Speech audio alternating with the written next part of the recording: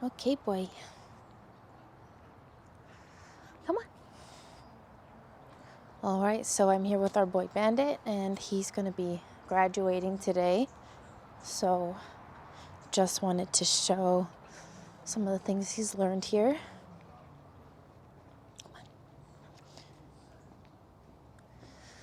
So right now we're just doing some following. You can see he's following on the leash, turning with me.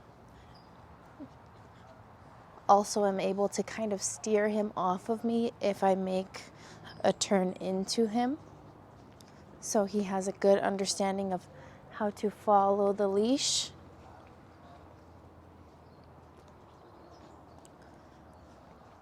So something here is being able to steer our dogs around, right? So for whatever reason, if we need to get through a crowded place or there's some kind of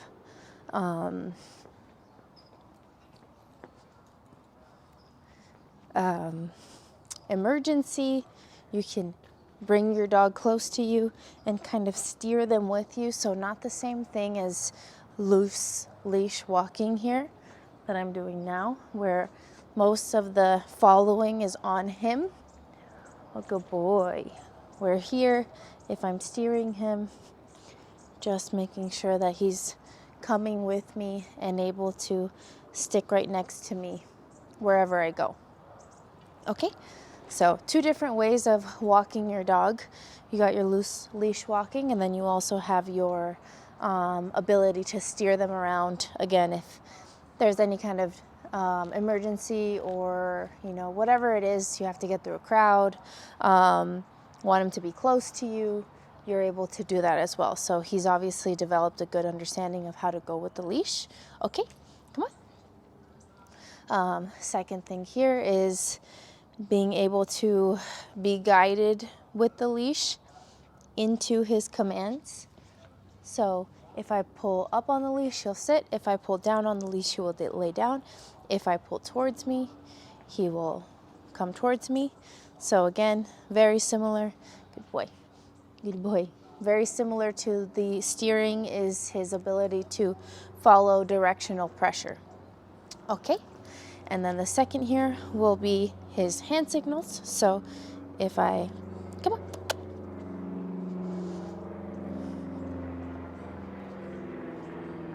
So if I gesture upward, he will sit. If I gesture downward, he will lay down. So he understands his commands with his hand signals. Okay, boy. As well as his verbal. Sit. Down. Good boy. Stay. Good boy. Good boy, Bandit. Good boy. Okay, good boy. Whoa. Sit. Good boy. Stay. Come. So if I gesture towards me and I walk backwards, that's going to be the come command. Okay. So the come is in Bandit. The come will be into two parts. Sit. So I'm going to come on. Sit. Good boy. I'm going to walk backwards and then ask him to come and have him sit in front of me. And I'm also expecting him to stay in front of me. So that way he's waiting for the next thing that is needed instead of kind of coming to me and zooming back to whatever it was he was doing. I want him to stay seated in his command, at attention, waiting for the next thing, whether it's clipping the leash onto them or, maybe you want him to come and lay down, and lay down and just hang out. Whatever it is where you can kind of just stop them from what they're doing and gesture them towards you and have them do the next command that you need them to do. Okay? Okay, so from there, those are just the three ways he knows his commands. And then we'll work in a little bit more here. So he knows his sit. Come on. So I don't really like this wraparound he's doing right now. I want him to be right here by my side, okay? So I might just guide him right into the sit here if he keeps going forward, okay? Come on. Okay. Good boy. Okay, that's better. So I just worked that a little bit. Wanted him to be kind of right by my side. And that way I can get into the next command, which is the sit stay. Stay. Good boy. So the hand signal for stay is going to be your palm straight out towards them. And then now I'm just going to be walking around him and having him hold his sit stay. Good boy. Down. From there. And this is really important, guys, where you're rebuilding your relationship with your dogs at home. And, you know, we've built, excuse me, had a sneeze coming there. We built the understanding that he has to listen to two people, right? Which is going to be me and Corey. And now he has to learn that mom and dad expect the same thing from him, right? So although he has all of this teaching, he has all of this new knowledge, he also has to be convinced that it's going to be required from his mom and dad as well, right? So as you're bringing your dogs back home from the board and train, it's important to work on these little things so that you can start to teach them that they also need to listen to you, right? So you're not teaching them their basics, you're teaching them, hey, mom and dad are also requiring you to listen just like your teachers were, okay? So this is why working this basic 360 sit stay and basic 360 down stay is super important, because if he doesn't listen to you with no distractions, notice there are 0 distractions here, I'm just walking around him, then it's going to be very difficult to get him to listen to you when he's in a higher state of mind and something else is going on where you really want him to listen. Okay, so little things to work on here when you bring him back home. Work on this 360 sit stay. Stay, bend it. Nope. Sit. Okay, so that's where I want to use my leash. Okay, so just because I call his name, Bandit, stay, good boy. Just because I call his name, that doesn't mean get up. He just wasn't really focused. So I just simply used my leash, which was my backup. I guided him up, I guided him down, and then I asked him to stay, and I called his name again to see if that would get him to break his command. So Bandit, Bandit, stay. So I wait for him to look at me, and then I continue on with whatever I was doing, okay? So I don't just go from him working the downstay to moving away and working and moving around him until he looks at me and knows I'm here reminding him to stay, okay? I want to make sure that he's focused and he has me in his brain as I'm moving around and doing things. So Bandit, stay, good boy. So when he looks at me, I give him that stay again and I move around him. Good boy, Bandit. Good boy. Good boy. Okay, good boy. Good boy, Crazy, yay. Okay, so one of Bandit's biggest issues was that he was very jumpy. Very jumpy, very mouthy. He's a Australian Shepherd, so they like to nip. Whoa, good boy. Good boy. Whoa, Bandit, whoa. So doing something like this doesn't mean I want you to jump, okay? That just means I'm excited, I'm happy to see you, but I don't want you to jump on me, okay? So I want you to get excited too, but there's rules to your humans, okay? The human can't take scratching and biting and all of those things the same way another dog can, right? So of course dogs are gonna try to play with us like we're dogs. Unfortunately, humans are much more sensitive physically than dogs are, right? So dogs are built different, their skin is built different, they've got layers on layers, they grab each other, they bite each other, they scratch each other, and they're used to it and they're okay with it, whereas humans, we're much less durable than dogs are. Okay, so teaching him how to play with human versus play with dog. Whoa, whoa, Bandit, whoa, good boy. Okay, so he made a good decision there. You can see he's excited, like he opens his mouth and he's happy, but he's containing himself, right? So that's what I want. Whoa, nope. Whoa, whoa, whoa, Bendy, whoa. And another thing also, you know, if you have kids at home, whoa, or elderly family members as well, you know, you don't necessarily want your dog to be nipping all over them, nipping them, jumping on them, scratching on them. You don't want that to happen to your kids or your elderly family members. So unfortunately, we do have to teach him across the board. Humans have to be played with a certain way, right? So if you want that relationship with your dog, that's totally fine. You can be jumpy with them. You can be excited with them. You can let them scratch and mouth if you want that. But in order for you to create manners with other people, he has to have an on and off switch with you first.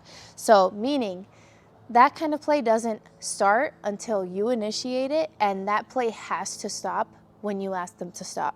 So that's extremely important overall when you're playing and roughhousing with your dog and you really want that relationship with them. They need to know when you say stop, you mean stop. Okay, so I'm not saying we shouldn't have those relationships with our dogs. I am saying there should be a clear, I'm done now, go lay down and stay and relax, and you go on with your business. Okay, so a clear on and off switch. And a clear initiation from you instead of from your dog. So don't let your dog kind of go bonkers and crazy and get all over you. Have them relax, lay down and stay, and then you release them. Okay, roughhouse with them, go crazy, and then make them go lay down and stay. Okay, so turn it into kind of a game between the two of you, but on your terms, not on your dog's terms. Okay, Bandit, whoa, crazy, whoa, whoa, boy, whoa, good boy, good boy, oh, good boy. Okay, so he's really minding his manners here. So then he just gets more love, right? So that's what he wants, right? He wants affection, he wants love right now. So the better behaved he is here with me, the more affection and love and attention he's gonna get. Okay, good boy, good boy. Okay, so let's move on here. Come on, let's go. Good boy. So, working up to going to bed, I don't want him to anticipate going to bed. So, a lot of the time we think that our dog is super smart because they are, sit. Okay, come on. Sit. They are anticipating what we want next, right? So we're like, oh my gosh, the dog is guessing, and that means that they're listening. Technically, they're not actually listening to what you want. They're just anticipating what the next thing is, which in my head is still kind of a state of anxiousness, right? Next thing, instead of kind of slowing down, waiting for the command so that they can then follow what you actually want. Okay, so guessing or anticipating is not listening. Actually listening to the command that you're asking for is listening. Okay, so very clear there with Bandit, bed.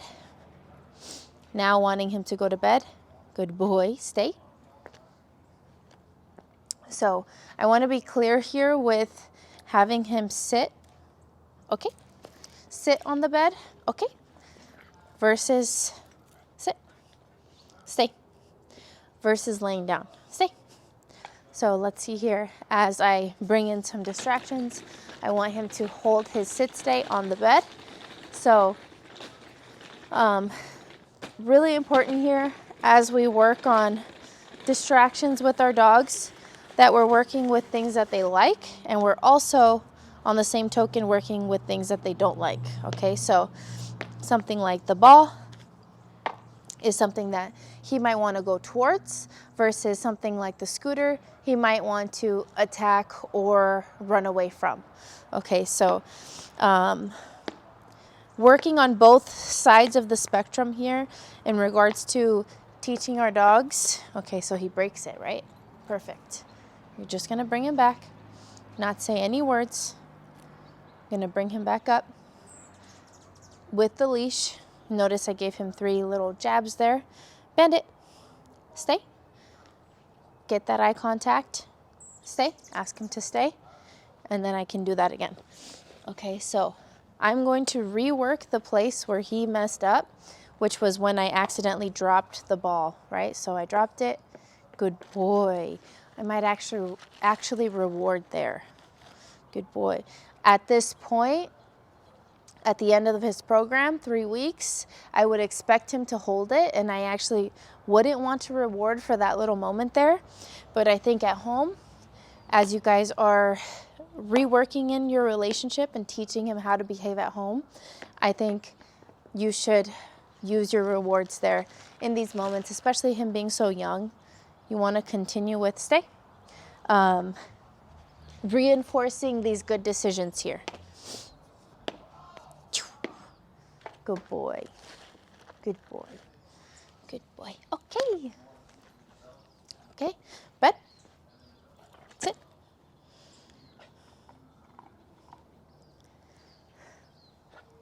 Down. Good boy. Stay. Okay, so reset him there. He hacked up his treat, so gave him a moment to chew it, but guided him off, asked him to go back on, lay down and stay. Now he's reset into a new command, and I can bring in other distractions here. So something like the basketball might be similar here, where they want to run away from it or towards it. You know, with it being so big and bouncy, sometimes the smaller dogs have a hard time with holding their commands with it being bounced right next to them. Good boy.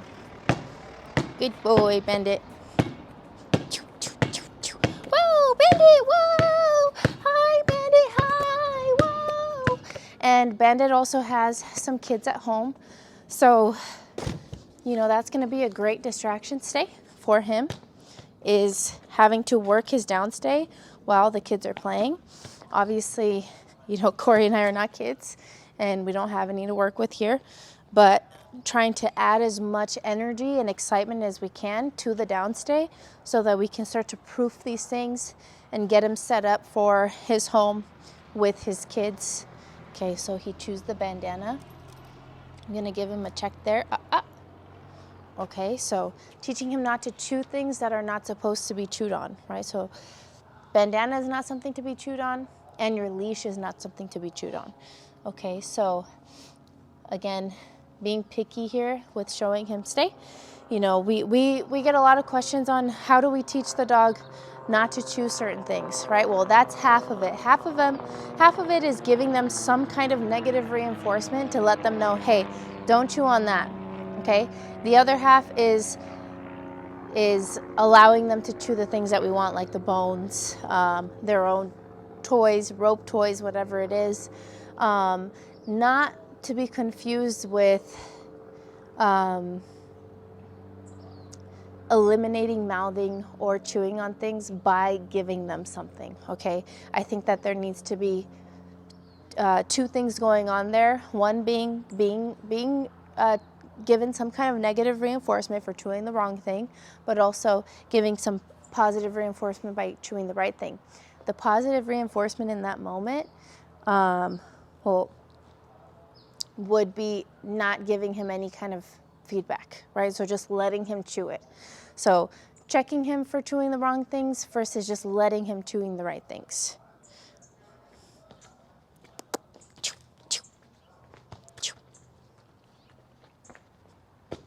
Good boy. Good boy. Okay, so he's been working with a few distractions here, right? Oh, good boy. So I'm going to be giving him an reward here. Good boy. Stay. And then I continue on.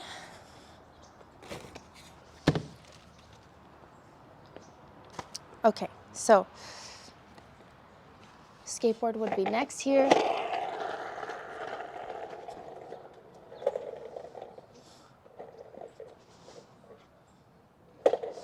So again, same thing here with the skateboard, something that they might actually want to chase most of the time or run away from. So teaching him to hold that down, stay there as he has to deal with the skateboard. Fortunately, not the best at riding it, but working that there, okay? So from here, I can either release him into a come, which you guys have seen, or I can release him into an OK, which is just the release command, or I can release him into a heel command. So the heel command would be, I'm gonna start moving and say, Bandit, heel, and have him meet me at my side, okay? So I'm already walking at that point to let him know to meet me right at my side, and then we're just gonna start walking, okay? So that's just, you know, for whatever reason, if you need to get him out of the downstay and start moving and do something else, that's an option there to just work his heel command. So I think those are pretty much the gist of what he's learned so far. Sit. We're excited to plug all this back in with his new owners, or with his owners, and teach them everything he's learned and continue to build with him as he grows too. Come on, boy.